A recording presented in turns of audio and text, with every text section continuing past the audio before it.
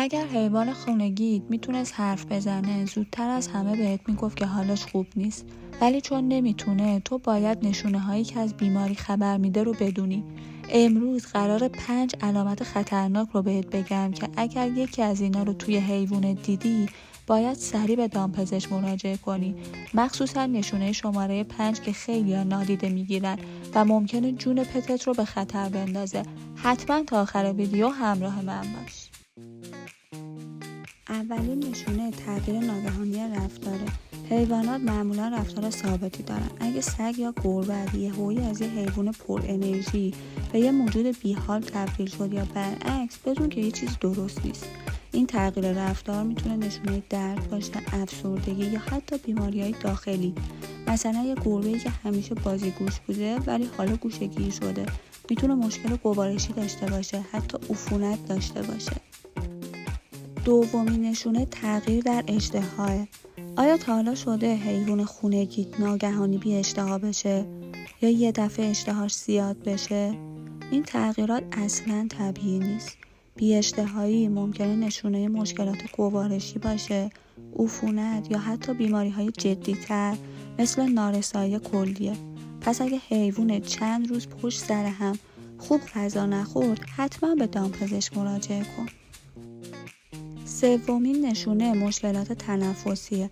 اگه سگ یا گربه به سختی نفس میکشه، خسخس میکنه یا بعد از یک فعالیت سبک نفسش بند میاد، این یه هشدار خیلی جدیه. این علائم میتونه نشونه مشکلات قلبی، عفونت ریه یا حتی حساسیت باشه. هر گونه تغییر در الگوی تنفس یعنی وقتشه که دامپزشک ببیندش. چهارمین نشونه تغییر در دفع ادرار و مدفوع هست. مشکلات دفع مثل اسهال، یبوست یا وجود خون در ادرار و مدفوع علائم هشدار دهنده مهمی هستند. این تغییرات میتونه نشونه عفونت، مشکلات کلیوی یا حتی مسمومیت باشه. پس اگه تکرار ادرار یا دشواری در دفع رو دیدی، حتما با دامپزشک سریعاً تماس بگیر. پنجمین رفتار خاروندن یا لیس زدن مداومه. آیا حیوان خانگیت مدام خودش رو میخارونه یا یه نقطه‌ای رو زیاد لیس میزنه؟ این رفتار میتونه نشونه آلرژی، عفونت پوستی یا حتی وجود انگل‌های مثل کک باشه. نادیده گرفتنش میتونه باعث زخم‌های عمیق و عفونت‌های شدید بشه. پس بهش توجه کن.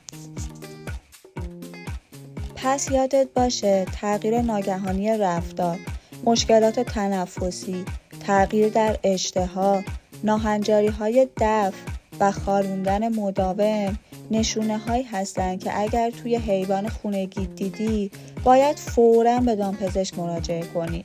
اگر این ویدیو برات مفید بود حتما لایک کن و برام توی کامنت ها بنویس که کدوم یکی از این نشونه ها تا حالا توی حیوان خونگیت دیدی.